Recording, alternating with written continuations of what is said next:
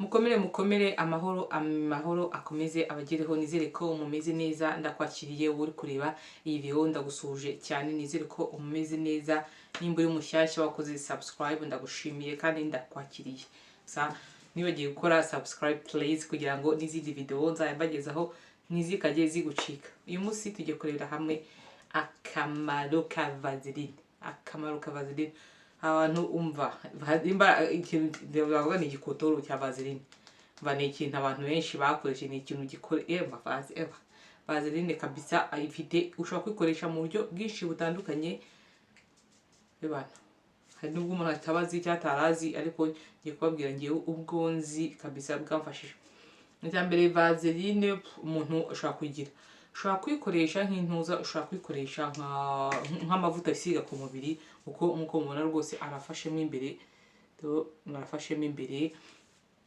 ikindi Vaseline ushobora kwisiga ku ntuza ku mubiri umusanzwe rwose, kugira gutyo ukisiga ku mubiri ntacyo bitwaye. Vaseline nayo abantu basanzwe bayisiga ku mubiri. Uburyo bwa kabiri ushobora gukoreshamo Vaseline nayo ushobora kuyikoresha, tuvuge abantu bagira mu hano hagati y'amaguru bagira hakunda gukorana aho cyane, ushaka gukoresha Vaseline, cyangwa umuntu ukunda kubabuka hano hagati y'amaguru, ugafata Vaseline ukagira gutya, ubundi ukajya ugasigaho gutya hagati y'amaguru, bigufasha kutaza kugira gutamuka cyangwa se utaza kubabuka. Ni ibintu bishobora gufasha cyane, cyangwa se mu gihe umuntu ari mu mihango, hari igihe umuntu ababuka, nabwo wahasiga amavuta rwose, wahasiga kintuza Vaseline ukahatotobeka neza kabisa, hakaza gufasha. Ubundi buryo bwa gatatu ushobora gukoresha Vaseline ushobora kwikoresha nk'intuza nka labero, kuko umuntu asiga ku munwa, ushobora kuyisiga ku munwa gutya mu gihe ufite iminwa yumye. Ngewe nta labero yindi ngira, ikintu nkoresha n'intuza ni Vaseline rwose, niyo nkoresha ku munwa. Kandi rwose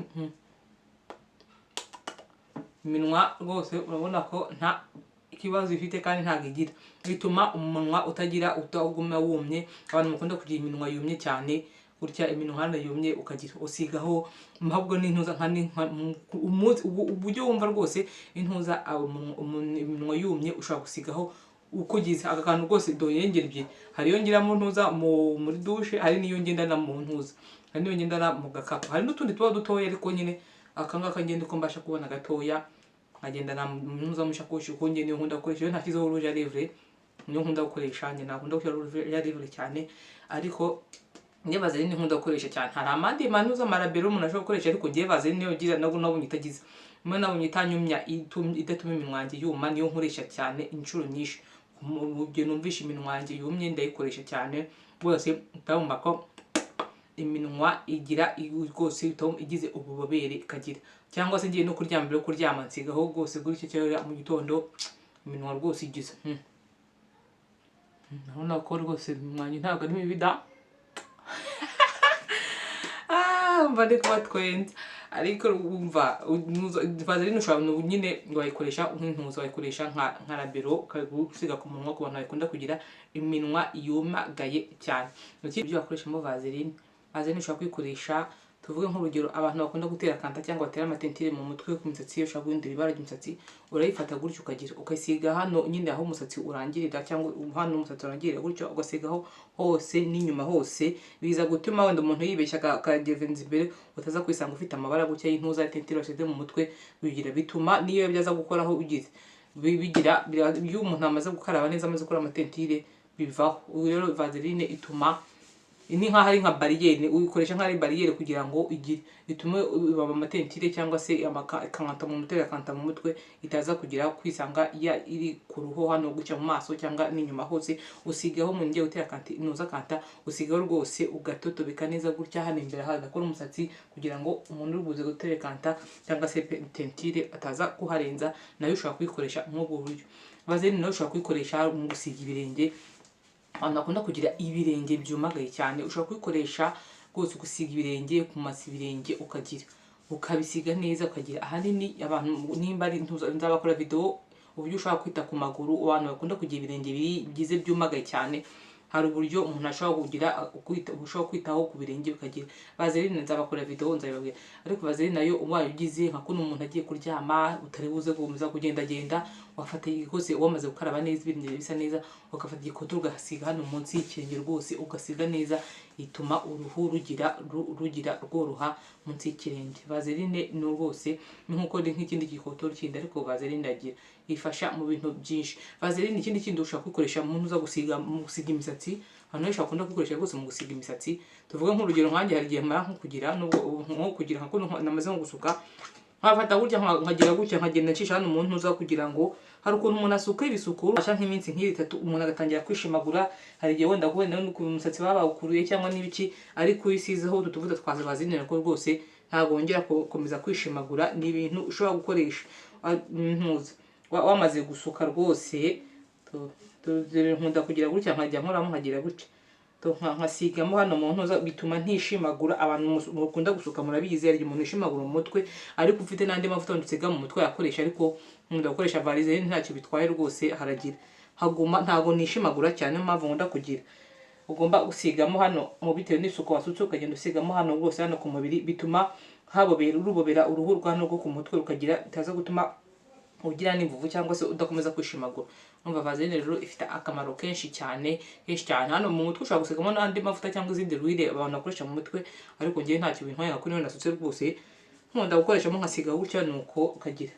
Habaye umuntu ubishaka modeli k'ibisuko rwose, dore urabona ko ibisuko rwose nabyo ari fresh kabisa, ari neza hasi. Ubwo rero umva rwose Vaseline ifite akamaro kenshi cyane. Ushaka kuyikoresha usiga gutya mu ntoki, nka kuno umuntu amaze koza nk'ibyombo n'ibiki, ukagira ugasiga ku ntoki rwose, igutuma intoki zigumya zitoshye neza, zitumagaye, zitabaye umweru. Ku birenge hose ukisiga, no kundi ushaka kwifata rwose ugasiga. Abantu bafite amaribori video nabakoreye maze iminsi wajya ukareba, ubwo ushaka gufata Vaseline ukayisiga neza rwose ukimasa. Vaseline ushaka kuyikoresha mu kumasa mu mugongo n'ibiki, ushaka kuyikoresha rwose. Vaseline ni ibintu byinshi umuntu ashaka kuyikoresha ku mubiri kandi bifite akamaro byagira. Ituma uruhu ruguma rufite itoto, rukagira rwose ukarusiga rugafata amavuta neza rwose. Abandi bantu bakunda kugira umwera hano ku nkokora no ku mavi, urufashe Vaseline neza. Umaze nko kwisiga amavuta yawe, tuvuge umuntu usiga amavuta yawe y'amazi, umaze kurangiza kwisiga neza, fata igikotori uvangire mu ntoki, ubundi ugire utya ushyireho, ubikore intuza nkuko umaze gukaraba ukabikora neza. No ku mavi, abantu bagira ku mavi h'umukara hakagira, usigeho neza ukazagira bizarashira rwose. Abantu bakunda kugira umwera gutya hano kunoza ku nkokora no ku ntuza no ku mavi hano, usiga ka Vaseline rwose. Vaseline ntabwo ihenda, igura makeya, ni ibintu rwose bakwiye kugira. Icyo kibura ahubwo n'ubushake cyangwa se kumenya ati se bikoreshwa gute, bigenda gute. Vaseline ni ibyo bishobora kwikoresha ku mubiri, kandi ishobora kudufasha mu mubiri, ikaza gutuma uruhu rutora rukagumana itoto. Vaseline rwose mu byo wakora byose wayikoresha nta kibazo.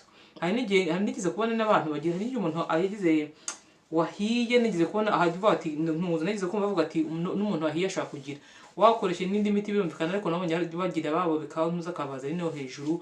Byo ntabwo ndisire yabyo, ariko Vaseline ikora ibintu byinshi cyane. Ukoresha ku mutwe, kuyikoresha wisiga umaze kwisiga amavuta yawe y'amazi, cyangwa se utanakoresha ushaka kugira rwose kwisiga amavuta neza akagufata rwose. Vaseline bashaka kuyikoresha uri kumasa nk'umuntu mu mugongo, kuko urabona ko wanyerera rwose, wayikoresha ushaka nko kumasa umuntu mu mugongo, ariko ari kalwire niko umuntu akoresha mu kumasa, ariko nabwo Vaseline ifite wayikoresha. Ibintu by'ubundi ushobora gukoresha Vaseline ushaka kuyikoresha.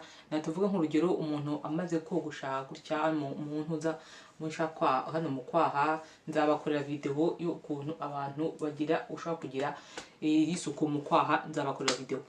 Cyangwa se umaze no kogosha hano ku myanya ndangagitsina, ushobora gufata agakotoro kawe cyangwa se aka Vaseline ugasiga, umaze kogosha nyine umaze kuhakora isuku, ugasiga hano hejuru, bishobora kukurinda imiburu untuza. Umuntu anza kogosha, hari igihe ushobora kwiteba witemye, cyangwa se wenda hari kokera hano, ndavuga hano ku ruhu, hano hejuru hano ku ruhu, umuntu amaze kogosha ahanini, cyangwa se n'umuntu umaze kogosha mu mutwe, umuntu yogosheje ku mutwe, ushaka umaze gukaraba neza, wahanaguye neza, wihanaguye neza, ushaka gushyira ku ntuza ku ntoki aka Vaseline, ubundi ugasigaho neza ku mutwe, yaba na hano mu kwaha wagize, na hano mu kwaha wogoshe ugasigaho, na hano hasi rwose wamaze kogosha ugasigaho iminsi 2-3 n'ibyo bihagije. Iyo umaze kogosha, urumva ni ibintu byishobora gukoresha Vaseline rwose. Uyogoshesheje wamaze kugira, ushaka gufata aka Vaseline neza ugashyiraho rwose, bigutuma uruhu rukomeza kugira itoto, rugakomeza runoze.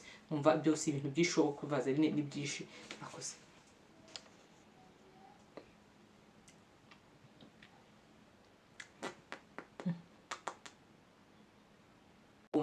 Ikindi kandi vaseline ushobora no kwikoresha umuntu yimasa gutya ku mubiri hose, ku nda, hano hejuru rwose ku mabere cyangwa se no mu mugongo. Ni ibintu byo ushobora kwikoresha rwose. Kumasa umubiri ni byiza, bituma umuntu umubiri uba relax ukaruhuka, kandi ni byiza rwose.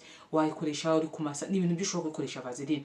So nimba utayigiraga wagira, ntago ihenze, vaseline igura make cyane rwose, ntago ari ikintu gihenze cyane, ni akantu wakwiye gukora cyane. Ngiye ahanini ikintu nyikoresha ni ukunda kwikoresha gutya umuntu uza mu musatsi gutya nyine ko umuntu amaze gusukisha, cyangwa se gutya labero byo ni kwikoresha gutya ku munwa kugira ngo iminwa igume ibobereye, cyane cyane nk'abantu baba mu bigo byo hanze mu gihe cy'intuza cy'ubukonje, iminwa iruma, uruhu ruruma, bagakwiye kwikoresha. Ngiye andi marabero yarananiye, ikintu mbaje gusporta n'intuza ni vaseline, niyo mbasha gusiga ku munwa no ku ntoki rwose, dore ukagira ukasigaho neza intoki ntizigira imyere.